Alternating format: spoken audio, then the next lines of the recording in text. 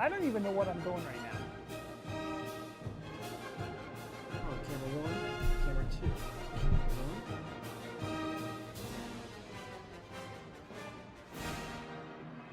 1. Live stream. Hey everyone, thanks for joining us today on BQLive. My name is Jared Hill. I'm Eric Deem. And we actually have a lot of cool things today. It's pretty going to be interesting. First thing we want to talk about real quick is just Q&A. So at the end of the show, we always have a Q&A. We want to make sure that you guys are putting your questions out there for us. Make sure that you just put them in the chat window, and near the end of the show, we'll start taking your questions. But we actually have something new going on this week. We got a new website. Oh yeah. It's very basic right now. It's super cool. It's cool. It's actually BQ.live.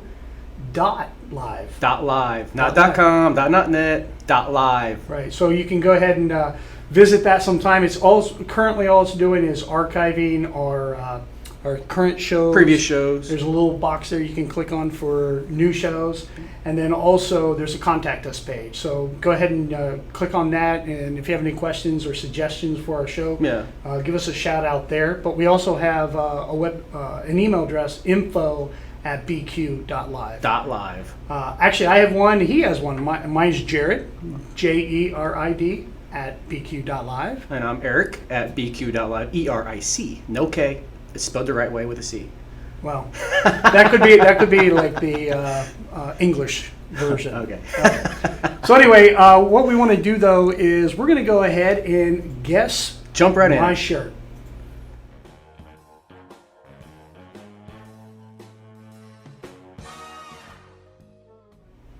Okay, so I have this cool shirt on here. Mm-hmm. And this shirt it's 3 parts though. I want a 3-part answer. Yeah. And so it's going to be all or none. All or none. And it's who, what, and where. Right. That's it. That's all I can tell you. And I'm sure there's some smart people out there. They're going to figure it out.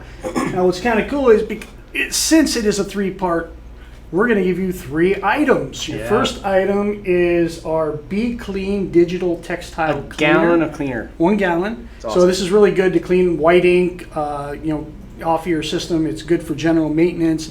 Wipe down the system. You don't want to run it through your head too often. I wouldn't even do that. No. It's safe, but why bother? Second, it looks like Tang to me. Yeah, well, don't drink it. Second is the bottle to spray it with. So you got a little handheld bottle, and the third, we're just going to give you a little spray nozzle, so you can spray it. So it's 3 parts. So again, this is probably the best giveaway so far. Wait till like week 51, and we're giving away a printer. You never know. I did not approve of that message. Okay, so anyway, today's topic is what is DTG? What is DTG? Right. So obviously, we can go into so many different areas, but it's an acronym for duct tape goats. Right. Not really. Sorry, guys. Not really. But what is it? Direct to garment. Direct to garment. Okay, so there's another one called DOG. Direct on garment. Right. So there's a couple acronyms. I've also seen D with the number 2. Right. G also. Well, I'll tell you, back in the day when I first started, selling, I was selling for my company, and I was selling the Mod 1. No, actually it was before that. It was the FlexiJet. I was selling the FlexiJet, and I actually started a company back then. It was called DTG Printing. So I actually had a website, dtgprinting.com. But back then, there really wasn't, I don't remember anybody ever calling it direct to garment. Do you still own that domain? Actually, I do. So here comes my shameless plug. So it is dtg.com. Now, if you go there, you're not going to find dtgprinting.com. Yeah, right. DTG. Sorry, thank you. Yes. Thank you for helping me with my shameless plug. But no, if you go there, you're not actually going to get anything DTG related. You're actually going to get my other company, Screener's Choice. So screen printing supplies. It's a few screen printing supplies. But anyway, back then, I don't remember anybody ever calling it direct to garment. What was it called back in the day? I don't even remember. Just inkjet on the shirts? Yeah, I don't. There really wasn't a coined phrase or anything. Okay. But whenever I remember saying DTG, like direct to garment, and I was like, oh, that's pretty cool, and I did it. So apparently there was somebody else who was calling it DTG. I wasn't aware of that, or at least I don't remember. And so later on I found out that I was not the one who actually created the acronym DTG, direct to garment. Now, I was one of the first. Should have trademarked it. Well, I guess, I mean, maybe at that time I could have trademarked it. So when was the first time you actually heard the acronym for DTG in relation shortly to thereafter. printers? Yeah, Yeah, because the company that actually had DTG in their name kind of was a little upset that they thought I was taking the acronym. We know that from company. But it's not true. We love you guys. Sorry, but it wasn't true. I just came up with It's coincidental. It just happened. It was very coincidental. Early on, I can understand that. I mean, Right. nobody knew. So anyway, so with DTG, we go back to that. Obviously, it's inkjet, right? All right, and so what just real basically, with real basic, inkjet, it's spraying a variable dot down onto your garment. So if you have a nice solid color, and we got a graphic actually. I just want to pull that up real quick. We have so right here you see inkjet variable dot patterns. That white background with all those little dots, that's actually zoomed in at 210 times because but when you zoom out, it's just a nice smooth solid color. Right. Now if you compare that to screen printing, this is a halftone at 100% visual. So this is full size at halftone. Now if you can't see the halftone, I want to remind everybody we're actually in HD. So just click on your little gear down there on the bottom right and you'll get your little HD. But anyway, this halftone is 100%. And so in screen printing, you'd have to create all these different variables, like your frequency, how many lines per inch, your what angle. There's a lot of science involved. Right, what kind of dot pattern, shape, that kind of stuff. So it just makes it a lot nicer because your print quality becomes smooth tones. Well, you can only go so small with a halftone too. Your droplet is still, you're limited by the screen and the inks as far as how small your dot can be, your droplet. Versus with us, I mean, we're down to microscopic droplets. Right. Now, so you can't really see, the droplets like that in inkjet. You can in certain aspects of it, but that we had to look under a microscope for that. That's how fine of a dot pattern that is. But when it comes to halftoning and screen printing, you don't end up with as nice, smooth transitions, when your gradients do aren't there. and stuff Yeah, like that. absolutely. Solid print's no big deal. Well, that's what it's for. Right. That's what it's for. Yeah. So anyway, now we know DTG means direct to garment. I want to play a little game. Here we go. So the little game, I actually created a few extra acronyms, and so it's not DTG, but I'm going to call this is our BQLive special, and this one is, I like to call this Contemplations by Jared. Oh boy. Right, because I sat down one night and I was contemplating, how can I put Eric on the spot? Was this over a glass of wine or two? No, I was just sitting there thinking about what are different acronyms. So anyway, our first acronym, Eric, is DOA. What would you say that is? Oh, well, I'm going to have to say that it's driving over Alabama. But actually, I think it's direct onto apparel. Okay. Yeah, that's we'll give you that one. It's direct on apparel. So I was close. That's good. That's fine. Not bad. All right, so what's our next one? Uh-oh. Okay, here we go. Am I allowed to say this on live TV? POS. That's another acronym I can. Onto shirts. Wow, look at this. Print on shirt. Pretty close. That's good. That's pretty good. Vernacular's not 100%, but hey, we're that's all right. All right, let's do the next one. How about PIA? Printing instant apparel. Oh, I think somebody's been peeking. I swear to God, peeking. I hadn't seen that at all. I didn't know what else it could be, though. I think somebody was peeking. No, all right. How about this one? How about fingers crossed? No. How about this one? WTF? Uh-oh. Who the, what the, where the, we, I have no idea. You got me on that one. I don't want to say anything. Watch these fly. That's a reference to the Genesis. Okay. They seem to fly off of it. Right. All right, I got one more. This one I had a little trouble with. Oh. But that's okay. We'll throw it up there anyway. How about SUX? I could go really in a totally other direction we should with this probably, but shirts under examination. That's actually pretty decent. But Shirts using Xerox. yeah, I had a little tough one with this. Obviously, Xerox is. Yeah, when's the last time they made a It's a T-shirt? laser. It's not they don't print shirts, so I had a little tough time with that one. That's but anyway, good. That was good. That was good. That was wasn't tough. bad. Wait till next week. It wasn't bad.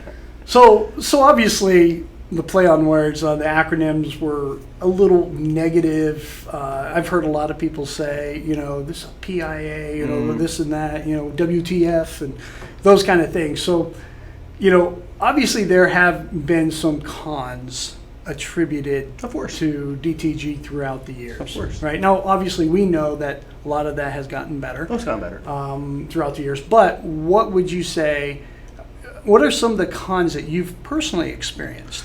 Well, big, bold, solid images. Okay. If you like doing a basketball team or something like that, and they want the numbers and their names on the backs of the shirts, that's really, it's not really a good fit for DTG. Any big block of red ink is just going to be problematic. It's too expensive anyways. Right. That's where vinyl and silkscreen and transfers, they all have their place.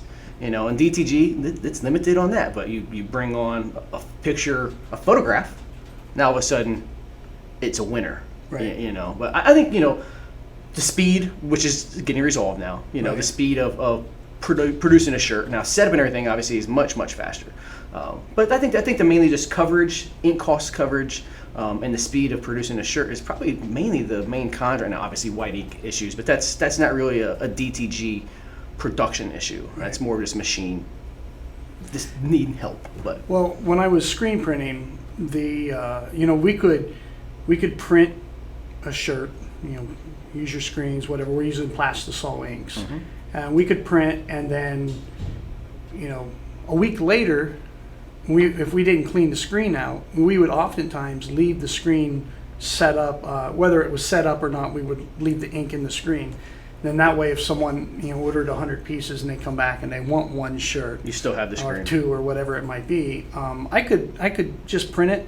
The ink was not dry. You could just pull the squeegee and continue where you left off. How long can you let that sit in a screen before it starts clogging up? Back when I had bought equipment, it's kind of strange. I had bought equipment and I drove out of state to get it, and then as I started to expand, now that was all brand new, but when I started to expand, I found some used equipment.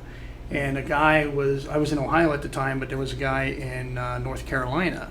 And so I drove to his place, and he had his screens, he had his equipment, he had everything in a storage garage or shed. It had been sitting there. And there was ink still on the screens. I brought those back, and he said it was sitting in there for several months. I don't know how long the ink was on those screens.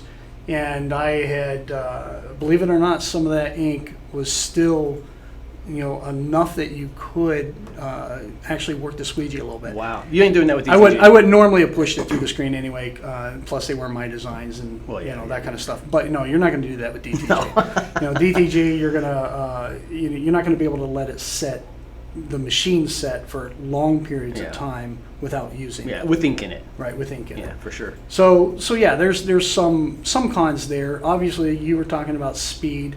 Again, when we go back to screen printing, I could print consistently. If I'm doing one single color, I could print 360 an hour. That's moving. Now, most of the time it was left chest for that size, for that speed, but 300 to 360 an hour. But with screen print, it doesn't really matter if it's left chest or an 8x10. Well, it's how far you pull the stroke. Oh, okay. I see Right? that part. So I can see that. If you have to go larger, plus if it's a smaller area. But something like your pressure's shirt now, different. I don't know if we have a winner yet, but like your shirt now, that wouldn't necessarily be any different doing just a left chest versus doing that. No, this would pretty much it's the same. Yeah, this would pretty much be about Okay. the same. That's what I It figured. depends on what kind of squeegee you're using, that kind of stuff. But anyway, so when we go back to, the speed aspect, the more colors I would add to the print, the slower I would Of course, get. yeah, that makes sense. Right? And so even full color work, I was doing typically about 125 an hour for 4 colors. So CMYK.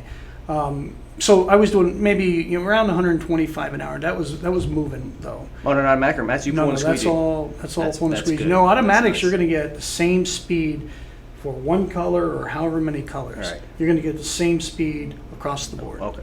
Right, unless you have to flash and everything. Yeah, else, and yeah, that's yeah, of all course, there's different. always That's all- circumstances, Right, of that's course, all of course. different aspects of your productivity. Sure.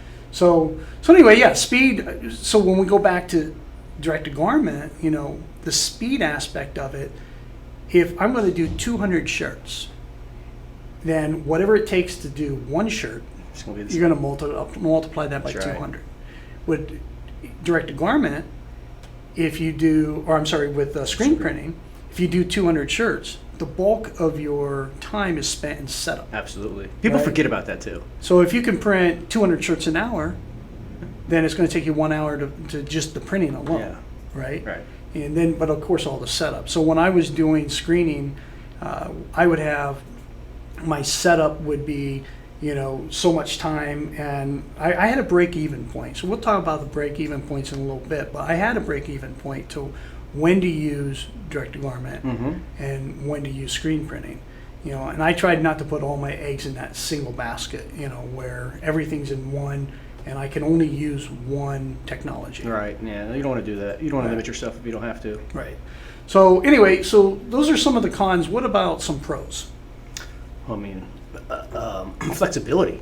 You can't beat what the flexibility and like variable data type of thing, where you can print 100 different shirts as opposed to 100 of the same shirt. It doesn't matter.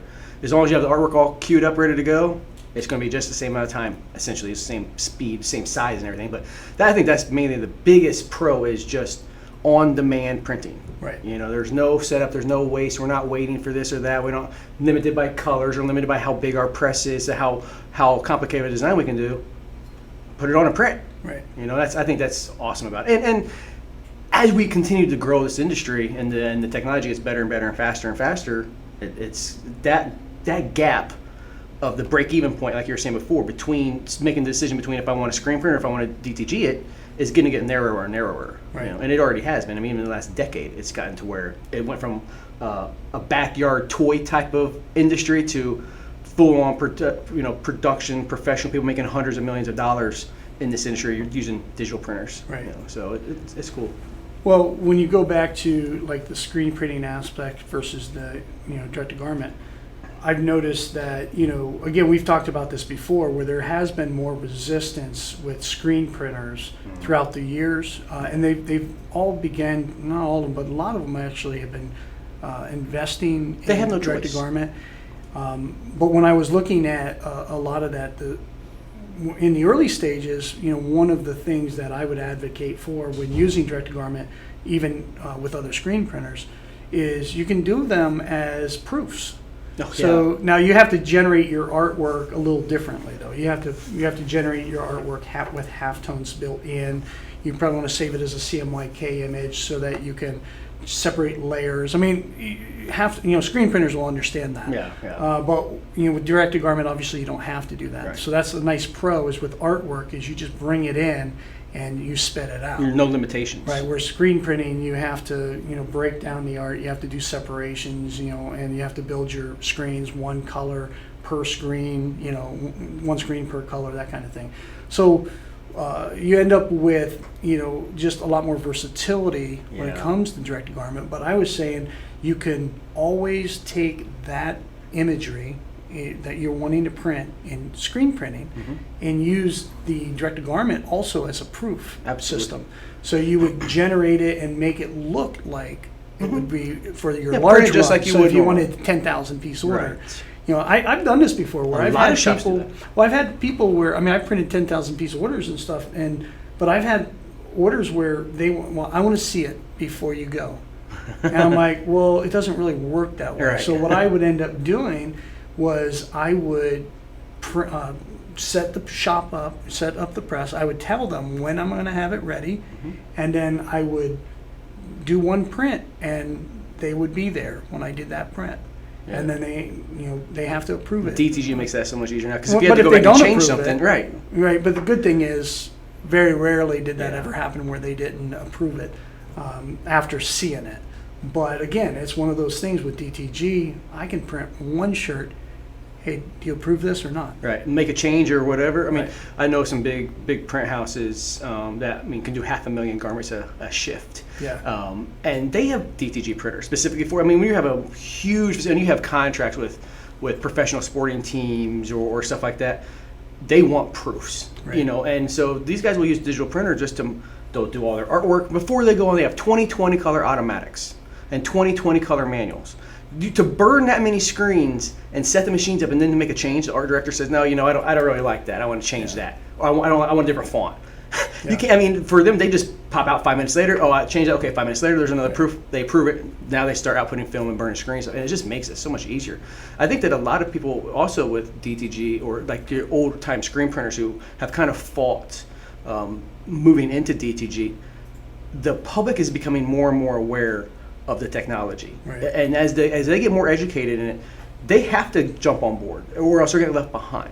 But I still see another con of DTG being the fact that we really have limitations on like specialty stuff, as far as like glitters and glow in the darks and puff and all the other really cool ink technologies that screen printers have at their disposal. We don't have yet. Right.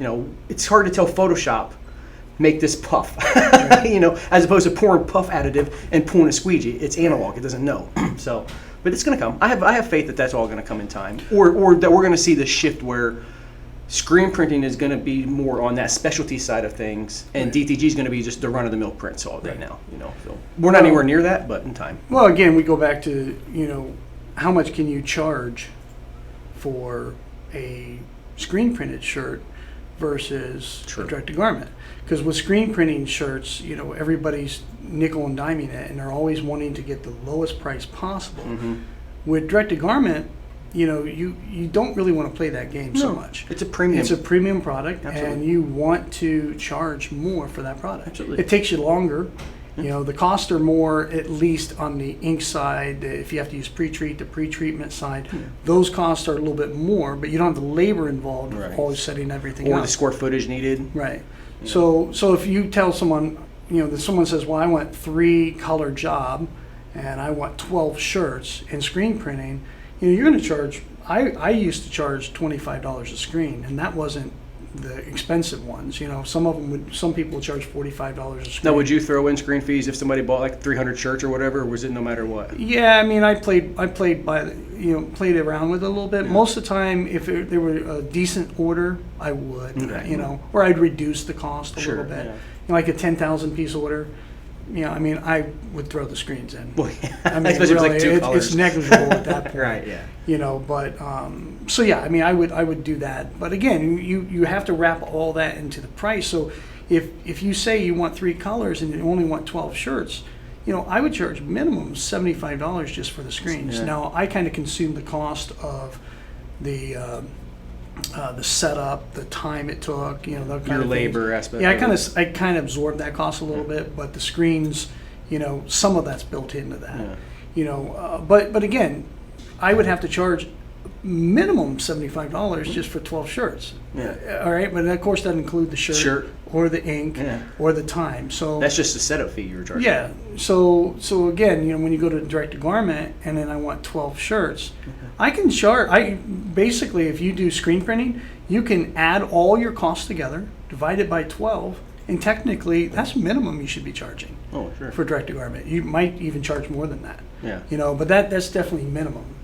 So anyway, that's the screen printing versus the DTG break even, what I was talking about a little bit ago. Mhm. I've also found that my break even point, and it depends on what equipment you're it's a using. lot of right? variables. The faster the printer, it's going to obviously change your break Mhm. even point.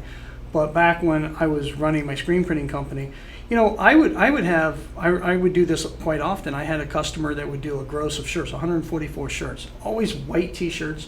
They want one color on the front, they want full color on the back.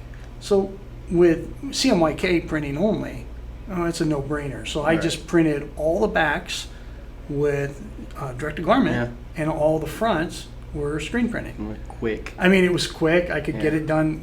It took me less than an hour to do. Mixing medias and mixing techniques, there's nothing wrong with that. You have to use what's at your disposal. Right. To make the best product possible. The customer doesn't care typically. They don't know the difference between screen printing. I mean, people will come into our, this is a screen printing machine. No, this is direct-to-garment. Oh, okay, what's that? They don't know. Right. They just don't know. All shirts are screen printed. It don't matter if it's embroidered, vinyl. To them, it's screen printed. Right.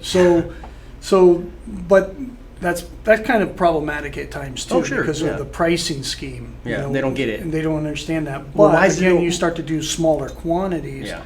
Then rightfully so, you should be able to charge larger amounts for that. But my break-even point for dark garments, light garments were higher, but my dark garments was usually about 100 shirts. Okay. Because the amount of time it takes to do the artwork, do the separations, print your films, coat your screens, burn your screens, dry your screens, tape your screens, set it all on press, and make sure everything's registered, and then you do your print. Half the day's right? already So, gone. 100. I think back then I can't remember how much time it was. It might have been around 4 hours to do everything. Okay. Right. And that's also consulting with the customer. Some of that's in there too. But so I think my break-even point was, if I recall, it's been a few years, but it was usually right around 100. Now again, today with faster printers, that's all going to change. Yeah. But again, that's what we recommend anyway. If you do any kind of competitive, I want to say competitive, but any other type of embellishing of your garments, if you can use it in direct-to-garment versus whatever way you do it, you've got to factor in how much time it takes, what your costs are, the whole everything. Everybody forgets their labor. Right. And then you figure out of all that, which is more efficient for that particular job. I mean, I've done 2,000 piece orders on DTG. Yeah. But they wanted that quality of a print. They wanted that high of resolution. They wanted it. They were selling the shirts for $40 a piece. They wanted top quality print. I could have subbed it out to somebody that had 4-color press and probably done pretty good. But they've seen that. They were disappointed with it on another job they did. It came out horrible. And then they saw what I could do, and they knocked off their feet, and they were ready to go. So. I have a customer that actually did, they weren't using white ink for this job, but every year they have a 5,000 piece order. Wow. Front and back. Wow, that's 10,000. This last year they had 6,000 because they ordered 5,000 and the customer came back and said, I want 1,000 more. Wow. So they did 6,000 prints front and back on 2 printers, and they did it in a week. That's moving. They did good. Yeah, they made a lot of money too, probably. Yeah. That's awesome. And so, I don't know if I would have ever done that on 6,000 shirts front and back on direct-to-garment, but that was one of those situations where the customer wanted that particular type of technology. They knew what it was. They didn't want screen printing. They wanted direct-to-garment. So sometimes if the customer is asking for it, give them what they want. Exactly. Well, you're the professional too, though. I mean, when I had my retail store and a landscaping company would come into me and want 100 shirts for their crews, they don't want DTG. They don't even care. It's a single color front, single color back on a Hanes BPT or whatever, a pocket tee. I would either use pass all transfers or I'd sub it out to the local screen printing shop that I worked with. It's just why. And mark it up $1, right. And move on to something else. Yeah. But the customer doesn't know that. The customer, as far as I'm concerned, I handled it all from A to Z to them. They don't need. I don't want them leaving my shop. I want them to stay in my shop, and I'll take care of it for them. I don't care if it's embroidery or what. I'll handle. Yes, we do that. Even though I don't have any embroidery machines at all, but we do that. That's how you do it. I've had that. I was notorious for it. I've had a lot of my competition, which actually were friends of mine. They would always say, "Oh, go down to the shop over here. They'll do anything you want." And I never have done it, but I was willing to do it. So. Yeah. Hey, you have to do it. You have to do what you got to do. Okay, so I just want to check: is there any winner? Mr. Director, yes, okay, we have good. a winner. We'll talk. There it is. This guy. We'll talk. We'll talk to man. This guy right here. We're gonna have to ban him over again. I think went last week. That's all right. No, don't worry about it. That's cool. No. So what we'll do is we'll go over that here in just a little bit. But anyway, we also want to remind everybody that if you haven't had any Q&As in yet, we're going to be taking them in just a few minutes. Yeah, we have a few I saw pop up already. So okay, good. So So again, now let's kind of finish this off with the pricing scheme. We talked a little bit about pricing, but on the screen printing side, I mean, it's not unheard of to charge $5-6 a shirt, and that's not even large volume. Now, I very rarely was that low unless I was doing large volume, and plus I did a lot of contracts, so my contract had to be lower than that anyway. I think when I was buying a lot of screen printed shirts, I could get 8 colors. I had to buy 2 gross at a time, minimum, and I was paying $4.25 for Gildan 2000 8 color.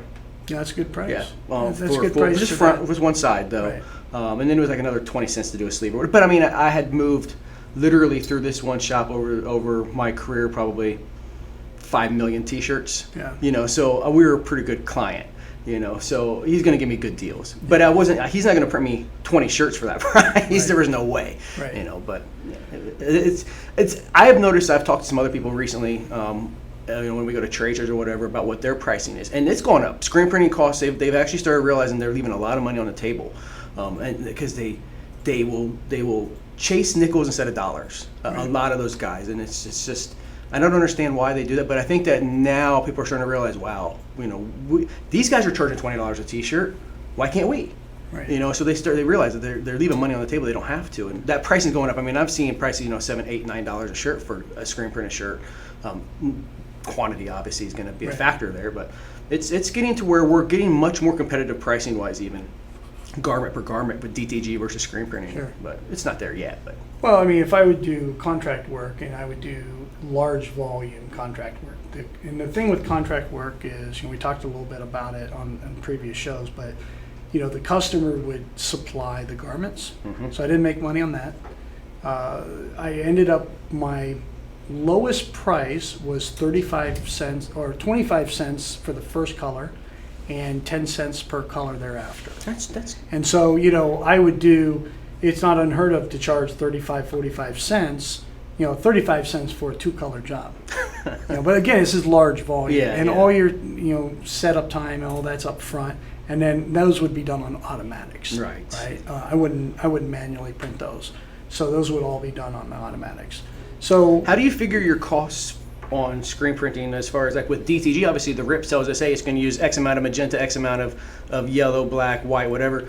When you're screen printing, how do you know how much ink is going to per cost per screen? It's pennies. Is it? Okay. Yeah, I mean, you buy a gallon of ink for, you know, back when I was buying it, I think it depends on what brand you're getting, but $35, $40 a gallon. And how far is a gallon? And a gallon depends on what it is. If it's white ink, it's going to use a lot more. Of course, just like with us. Right.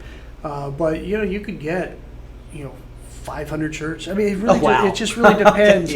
Really depends on what it is. I mean, if it's heavy, a lot of heavy ink, you're going to do obviously a lot less. Sure. But I would have gallons. Some certain colors, I'd have gallons for 3 years. Wow. Because they were just colors that that's the bad part. That's another issue with screen printing, is that you get your Pantone book out, and you have to have all 3,000 colors on the shelf somewhere per se. You know, we have mixing systems. I used to hand mix everything. Hand mix it. It's just visual. Wow, man. So I'd go to. That's that art degree. Yeah. I'd go and get the little clear pails. You know, at like a Home Depot or something like that, and we get the little clear pails, and I would just put color in. I just kind of see what color is, put some in, put base, add a little of this, mix it in.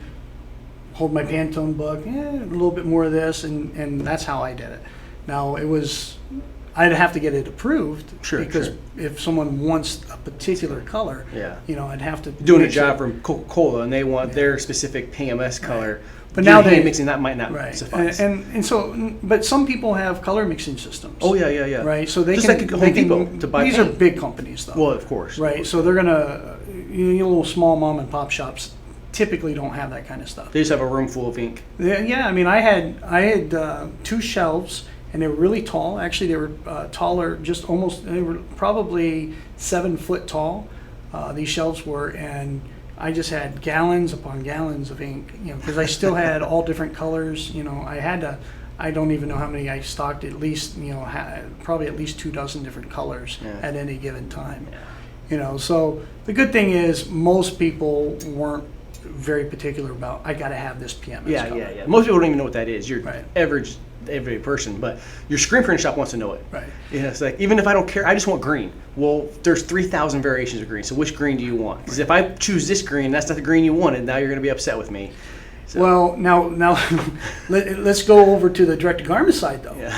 Because if we're talking about colors and matching, colors have been kind of a difficult in certain aspects for It's direct-to-garment. gotten a lot better. But, well, what we used to do with large format, we kind of transferred over to direct-to-garment. Mm-hmm. So you get whatever shirt you're going to print on, because shirt after shirt after shirt makes a difference too. Oh, of course. So whatever brand of shirt you want to print on, you just print color swatches on that shirt. And then you match that up with whatever Pantone chart you want. So you're going to get as close as you can.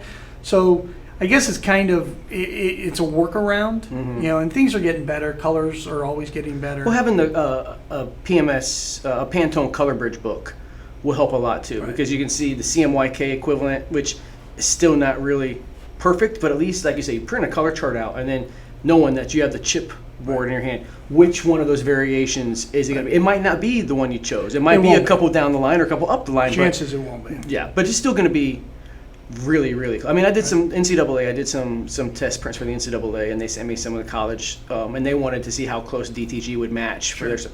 And I mean, unless I had the color book next to it, I mean, it was spot on. And only because I know what I'm looking at, you know what you're looking at. We have been around color for so long. We have an eye for it. But if you did not know, if you didn't have developed that eye, nobody would ever have known the difference. They did, but it was close enough. It looked really good. So that's one of the things I think could be kind of a con. It is a con in for DTG, now. but it's getting better all the time. I think that the industry knows that among a couple other issues, that's where we have to get to. We have to be able to color match everybody, whatever it is. I don't care how it's produced, what the decorating technique was. We have to be able to color match it across the board, and that's going to happen. We're still in the infancy, but we'll get there. It's this, no doubt, it's going to happen. So. All right, cool, Awesome. Well, let's go ahead and do some Q&A. All right. What do we got?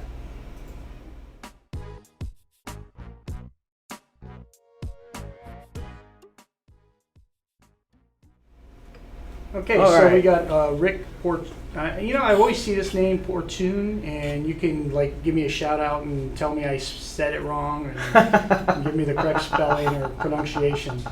But anyway, he says, for me, the biggest con is polyester. I long for a single pre-treat that will let me print white on a dark poly shirt. Well, Rick, it's coming. I mean, that's everybody's. It's the holy dream. grail. That's the holy grail. That's a good word for it. See, when it comes to printing with this is water based, right? Yeah. And what is polyester? It's synthetic. It's man-made. It's plastic. Some polyester, especially those. Then I kind of touched on it the last show, but the performance tees, they have hydrophobic coatings. They have a water repellent on it. And if we're printing with water based, I don't care how good your pre-treatment is. You can't bypass science. There's physics involved here. Some polyester is going to print better than other polyesters when you get to that point. Just like some t-shirt, some cotton prints better than some other cotton. So it's just finding that one doesn't necessarily have, like light poly is no big deal. We've pretty well mastered that. Light poly is fine. It's the white ink right now, and it's still we have done it. We have in-house here. We have printed on black polyester. Is it commercially viable? No. But it's getting there, as the processes get better, it'll get there. Don't worry, Rick, it's coming. That's everybody wants it. It's coming. Everybody knows it. The ink manufacturers know it. The pre-treatment manufacturers know it. We know it. So it's coming. Yeah, and it's just a matter of time. Yeah. And again, we're trying to print water on plastic. Yeah. Yeah, it doesn't work, not without some additional science to make that happen. Right. So, okay, so another question. Oh, wait a minute. What do we got? Another question. Want to do which one? From Dalton. Dalton. All right, Dalton. What size generator would I need to run a Genesis, Edge, and heat press? I'm looking at RVs and trailers. Well, Dalton, you're going to want something decent. I've ran some mobile events, and Honda actually manufactures some really, really good generators that's designed for electronics. They have filters and everything, so it's a much cleaner power. I'd go like 5,000 watt or bigger, just because the heat press is going to pull 15 amps. You're going to have maybe an amp amongst everything else. Well, you no, know? actually, the Genesis is going to pull max of 2 amps. Yeah. So okay. And so with the Edge The battery Edge. system. So a couple amps on that's no big deal. That's not really pulling. I mean, any power. you got a 20 amp circuit. You're going to be able to run Everything off yeah. of 20. You just want to make sure that don't buy a cheapie. Don't buy something that's not. I don't want to use the term dirty power. You want something that has really good, clean power. And Honda, from my personal experience, has the best. Honda's just their generators are awesome. They're really good. Now, I also want to correct myself a little bit. Even though you could run it on this 20 amp breaker, it's better to run the heat press on its own. Yeah. Because it does draw a lot. Well, also in case if it does pop the breaker, right. It's not going to kill your print in the middle of a print job. But the Genesis, we also had been advocating that people run it on a battery backup system UPS because system. it draws such a low amount of power. But with that system, we want it to be up and running all the time because of the different things that we have working on it with the maintenance, the and that automated kind of stuff like the that. automated Yeah. stuff, right? We Yeah. want you to be able to, have that running all the time. So, okay, next another question. Can CMYK make a vivid red? From Rick. Yes, absolutely. Sure. I have. Well, you got orange. I got on your orange, shirt. but Right. No, we have. We've printed quite a bit of red. yeah. Right. Red's difficult, and I can do some but- very vibrant reds. Usually, what we try to do is we try to do RGB. If you do a RGB file, I'll do 100% magenta, 100% yellow. Now it's going to depend on your rip. It's going to depend on those kind of things. But for us, I've gotten reds have been troublesome throughout the years. A lot of banding usually tends to happen, and Well, it's in not red only for that. some reason. It's not only that, but it has more of an orangish hue Yeah, to yeah, it, yeah, the right? pigment. So it shifts over to a different Well, color. in nature, red is the hardest color in the color wheel. It's the hardest color for our eyes to see. It's the hardest color to reproduce. It's the hardest color for us to print onto, like Right. red T-shirts. Red is a difficult color in general, and it's not just DTG. That's just in nature. Right. So. Well, I'll also say with the we have a quick tip on this actually on how to keep your prints vibrant. Yes. And so we'll put it on our site, the BQLive .live site. But if you go to our YouTube channel as well, BelQuette, you just go to belquette.com/YouTube. It'll take you there. And They you should be look for there the now. Quick tips. Yeah, you might be. You should be there now. Yeah, So. but anyway, on there's a way to keep your prints very vibrant. Yeah. And I ran across this trying to make those reds really bright and vibrant. And what we do is we use a Teflon cover sheet. And Not for the whole time, though. What's that? Not for the whole time. No, not for the whole time. Right. So with our inks, they cure at 2 minutes. So what we'll do is we'll take the Teflon, which is a Teflon cover for your heat press, right. or the sheet, but it works better with the heat press. Anyway, we'll press it light pressure for 60 seconds.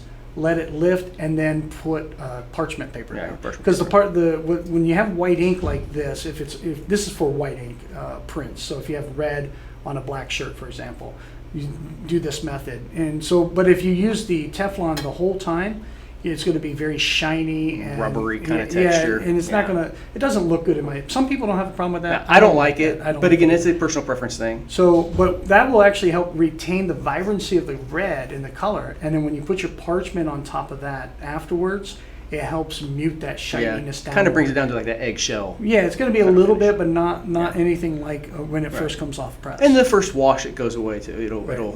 flatten back down again and get nice and soft. Okay. All right, winner, chicken dinner yeah, time? I guess we don't have any other questions All for right. now, so we're going to go ahead and announce the winner is Dalton Tyson once again. Woo! Nice job, Awesome, Dalton. buddy. Good job. But it's Bazinga, Mm-hmm. right? And it's Sheldon Cooper from The Big Bang Theory. Yeah. So that's what we'll do is we'll go ahead and pull this out of here again. We got this 1 gallon, so we'll send you the Be Clean.